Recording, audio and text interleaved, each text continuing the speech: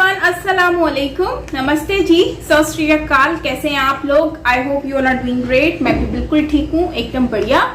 सो दोस्तों, आज हम वीडियो वॉच करने जा रहे हैं। ये वीडियो है बागेश्वर सरकार का एंग्री अवतार मौलाना हैरान। जल्दी से चलते हैं कि ऐसा क्या हुआ और मौलाना क्यों हैरान हो गए। सो ओरिजिनल वीडियो का लिंक आपको मिल जाएगा नीचे डिस्क्रिप्शन में, सो आप वहां से ओरिजिनल वीडियो वॉच कर सकेंगे। चैनल पर न्यू है तो जल्दी से सब्सक्राइब कर लीजिए, बेल आइकन को ऑल नोटिफिकेशन पे प्रेस कीजिए ताकि सारे वीडियोस आपको मिलते रहें। So yes, let's start the video and here we go. पर देश के कई शहर हिंसा की आग में धधक गए। हिंसा को लेकर सियासत भी तेज है और इसी बीच बाबा बागेश्वर धाम का पहला बयान भी सामने आ गया। बागेश्वर बाबा ने हिंदू राष्ट्र को इस नफरत की दवा बताया। बागेश्वर बाबा कहते हैं कि हिंदू राष्ट्र बनने पर ही भगवान श्री राम की शोभा यात्रा पर पत्थर बरसने बंद होंगे, तभी राम भक्त गर्व से और खुले दिल से अपने आराध्य की पूजा कर सकेंगे और देश में सही मायनों में राम राज्य स्थापित होगा। रिपोर्टिंग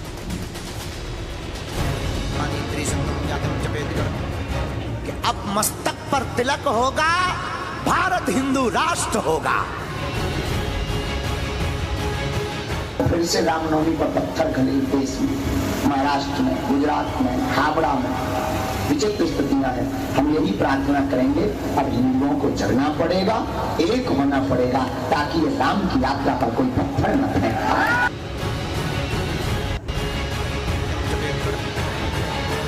हम चाहते हैं तुम्हारी आने वाली पीढ़ियों में राम की यात्रा पर पत्थर ना फेंकें। सब हिंदू एक हो, राम की यात्रा पर पत्थर फेंकने वालों के मुंह पर ताला लगवाओ। जब तक हिंदू एक नहीं होंगे तब तक ये पत्थर फेंकना बंद नहीं होंगे। हम चाहते हैं तुम राम की पूजा कर्म दिल खोल करके भारत में कर पाओ। पत्थर कौन फेंकता है? और हमारा कोई उद्देश्य नहीं है दरबार लगाने का। बागेश्वर बाबा का ये आक्रोश है रामनवमी पर देश के अलग अलग हिस्सों में हुई हिंसा पर। अच्छा, पंडित धीरेन्द्र शास्त्री का ये गुस्सा फूट पड़ा है बार बार हिंदू त्योहारों को टारगेट किए जाने पर।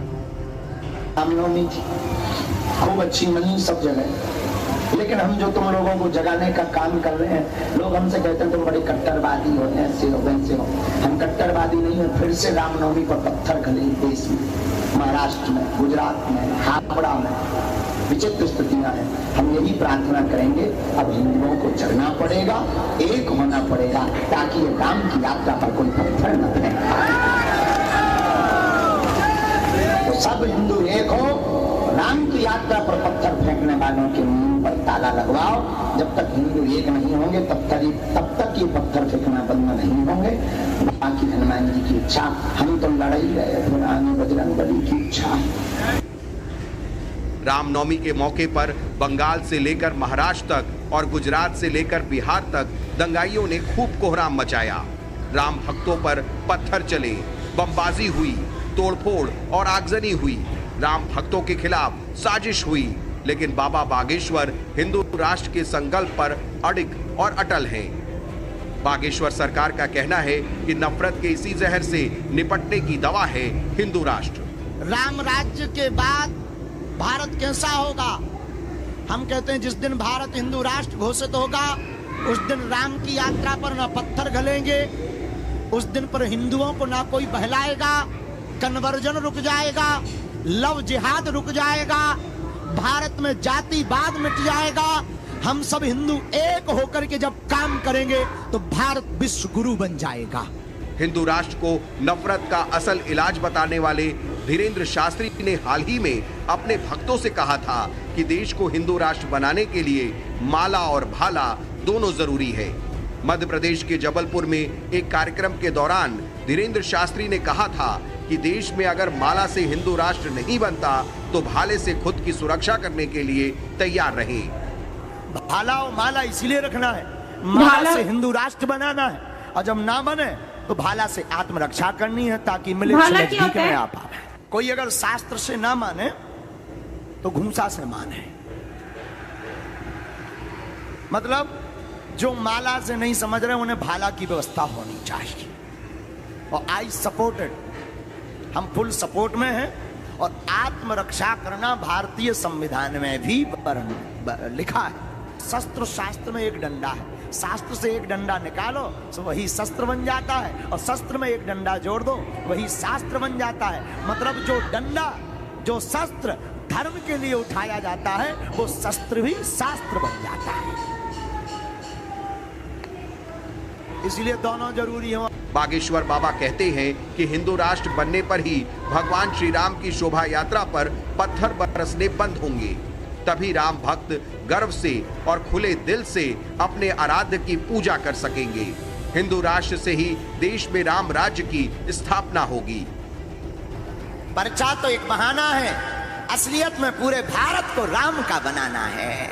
हनुमान जी आए ही इसीलिए हैं बागेश्वर बालाजी कि अब मस्तक पर तिलक होगा, भारत हिंदू राष्ट्र होगा।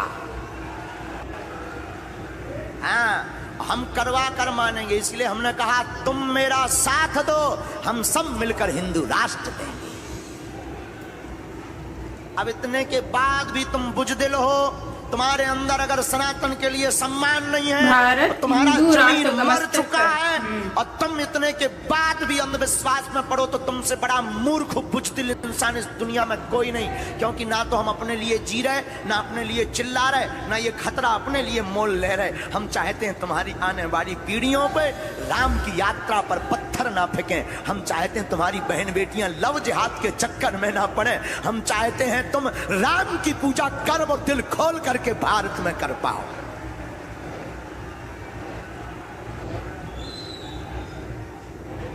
और हमारा कोई उद्देश्य नहीं है दरबार लगाने का।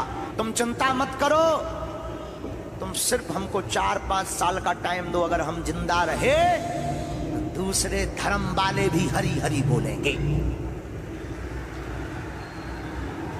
कह दिया हमने, सब हरी हरी बोलेंगे।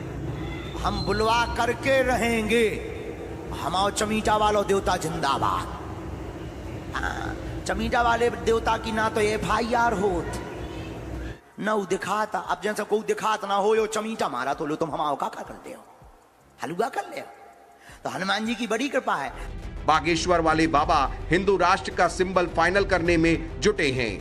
बाबा का एजेंडा भी क्लियर है, लेकिन सवाल यह है कि हिंदू राष्ट्र का रास्ता निकलेगा कैसे। बाबा इसका भी फॉर्मूला बताते हैं। भारत हिंदू राष्ट्र कब बनेगा? बहुत से लोगों ने सोचा होगा कि जब ये मन की बात बताते, पर्चे पर सब लिख देते, तो ये लिख करके क्यों नहीं बता रहे।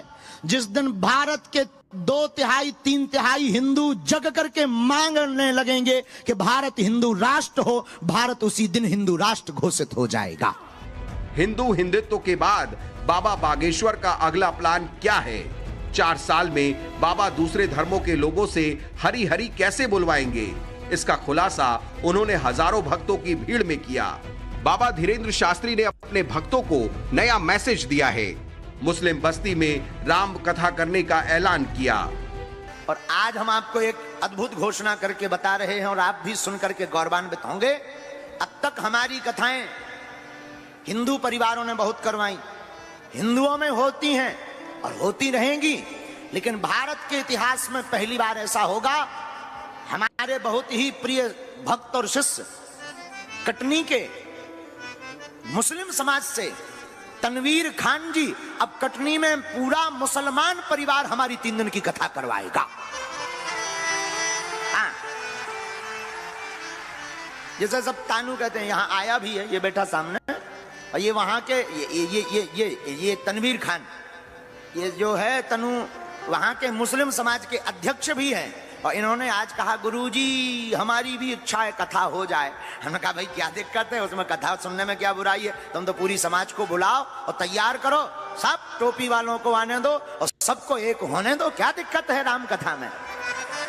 हाँ, इतने खुश हो गए तनु, बहुत खुश हो गए, और हमें भी बड़ा अच्छा लगा।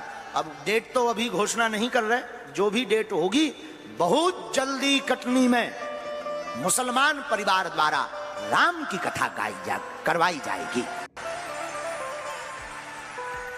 बोलो जय सिया राम, जय सिया राम। तो देखो भगवान की कथा ही एक ऐसा माध्यम है क्या सारे संसार को जोड़ने का। सुना आपने, बाबा बागेश्वर के इस अभियान में अब राम कथा में शामिल होंगे मुस्लिम भाईजान।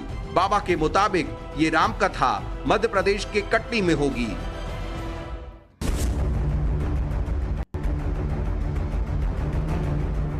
हमारा साथ दो, हम हिंदू राष्ट्र बनाएंगे। वैदिक धर्म की पूजा के लिए ऐसा है कि अगर कोई वैदिक धर्म में आ रहा है तो घर वापसी तो हमारा अभियान है। बाप को बाप कहना अगर कट्टरता है तो ये हम कायम रखना चाहते हैं। हनुमान जी की बड़ी कृपा है तो तुम चिंता मत करो, हम किसी धर्म के विरोधी नहीं हैं, नफरत नहीं, हम प्रेम के आदी हैं, पर गर्व से कहते हैं हम हिंदुत्ववादी हैं।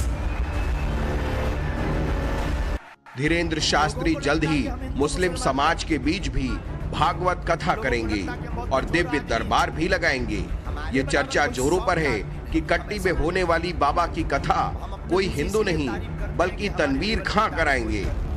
मुस्लिम परिवार की तरफ से कटनी में होने वाली रामकथा की तारीख अभी तक घोषित नहीं की गई है, लेकिन मुस्लिम परिवार की तरफ से होने वाली इस कथा पर मुस्लिम समाज की प्रतिक्रिया का सभी को इंतजार है। लेकिन इससे पहले बागेश्वर वाले बाबा ने हिंदू राष्ट्र में मुसलमानों की स्थिति वाले उस सवाल का जिक्र किया जो उसने एक मुस्लिम शख्स से टीकमगढ़ की सभा में पूछा था। एक मुसलमान धर्म के एक सज्जन आए थे जो बहुत ही अच्छे धर्म को मानने वाले थे। तो टीकमगढ़ में उन्होंने प्रश्न किया था कि आप हिंदू राष्ट्र की बात करते हैं, आपके हिंदू राष्ट्र में मुसलमान कहां जाएंगे और उनकी क्या स्थिति होगी। प्रश्न 2 थे। उत्तर भी बहुत प्यारा था कि मुसलमानों को देश छोड़ने की आवश्यकता नहीं है, हमारे हिंदू राष्ट्र में सबको छाया मिलेगी। अब भाई किसी को अगर प्रॉब्लम हो तो वीजा का थोड़ा सपोर्ट हम कर सकते हैं, अगर किसी को प्रॉब्लम। फिर उन्होंने कहा कि आपके हिंदू राष्ट्र की कल्पना में, हमने कहा कल्पना नहीं होगा। उन्होंने कहा कि क्या स्थिति होगी, तो हमने कहा जो पाकिस्तान में हिंदुओं की स्थिति है वो भारत में मुसलमानों की होगी। लोगों को लगता कि हम हिंदू मुसलमान करते हैं, लोगों को लगता कि हम बहुत कठोर आदमी हैं, हमारे बराबर कोई सॉफ्ट आदमी नहीं है, हम ऐसा मानते हैं। और हम अपने मुंह से इसलिए तारीफ करते हैं कि हमारे लेवल की तारीफ कोई कर नहीं पाता। पर्चा तो एक बहाना है। बाबा बागेश्वर साफ साफ शब्दों में कहते हैं, हिंदू राष्ट्र की उनकी संकल्पना संविधान के आधार पर है। देश का संविधान सर्वोपरि है। कई बार संविधान में संशोधन हुआ है। हिंदू राष्ट्र के लिए एक बार और हो जाएगा। बाबा के मुताबिक रामचरितमानस का पाठ, सनातन का प्रचार, धर्म परिवर्तन पर रोक और लव जिहाद पर लगाम उनका मुख्य एजेंडा है। फिलहाल बाबा अपनी कथाओं में हिंदू राष्ट्र का जय घोष करवा रहे हैं। तमाम विरोध के बाद भी बाबा के शो हाउसफुल जा रहे हैं। उनके कथा वाले पंडालों में हजारों की भीड़ जुट रही है। बीते कुछ महीनों में बाबा ने सनातन समर्थकों की एक बड़ी ब्रिगेड भी खड़ी कर दी है, लेकिन विरोधियों का बीपी इसलिए भी हाई है क्योंकि बाबा के भक्तों में केवल हिंदू ही नहीं, मुसलमान भी हैं। पुराना धर्म कोई है तो इस्लाम है, इस्लाम का पुराना नाम सनातन है। तो पता चला कि हिंदू भाई हमारे भाई है, तो भटके हुए गलत रास्ते पर चले गए, उनको कोई बताने वाला नहीं मिला। हमारा साथ दो, हम हिंदू राष्ट्र बनाएंगे। बाबा अपना मैसेज भी क्लियर करते चल रहे हैं। राम राज्य लाना है, सबको समान बनाना है, तो राम को पढ़ना पड़ेगा और राम के रास्ते पे चलकर भारत को हिंदू राष्ट्र बनाना होगा। और इसके लिए हिंदू वर्सेस मुसलमान वाले नफरत को वीडियो एंड होती है और आपने देखा कि बागेश्वर धाम के जो बाबा हैं उन्होंने वो हमेशा, मैंने जो नोट किया है, वो हमेशा सपोर्ट करते हैं और पुश करते हैं इस टॉपिक को कि हिंदू राष्ट्र होना चाहिए भारत को। और भारत जो है वो उसमें रामनवमी हो, चाहे वो हनुमान जी का त्यौहार हो, चाहे वो गणेश जी का जन्म उत्सव हो, तो तो उसमें जो है वो कोई ऊंच नीच नहीं होनी चाहिए, भले वो नवरात्रि हो। तो इस तरह से क्योंकि देखो हर किसी को आजादी होती है, वो अपने फेस्टिवल्स मना सकता है, और स्पेशली अगर भारत में हिंदू ज्यादा हैं और अगर सनातनी अपनी फेस्टिवल्स को अच्छे से सेलिब्रेट कर रहे हैं, तो उसमें फिर आई डोंट थिंक कि लोगों को कोई इशू को हाईलाइट करना चाहिए या पथराव करना कोई इंसानियत नहीं है। मैं समझती हूँ ये जेलिसी है। आपको कोई राइट नहीं बनता कि आप किसी के इतने खास त्योहार पर आप इस तरह की कोई हरकत करें जो किसी के सेंटिमेंट्स को हर्ट करे, और स्पेशली उस राष्ट्र में जहां पर हिंदू ज्यादा रहते हैं। और आपको इतनी रिस्पेक्ट दी एक कंट्री ने, तो आपको उसकी रिस्पेक्ट को समझना चाहिए, बजाय इसके कि आप ये बोले नहीं ये तो मतलब आप उसका नाजायज फायदा उठाएं, तो ये एक बात गलत हो जाती है। तो मैं इस बात पर यही कहूंगी कि ये गलत बात है भाई।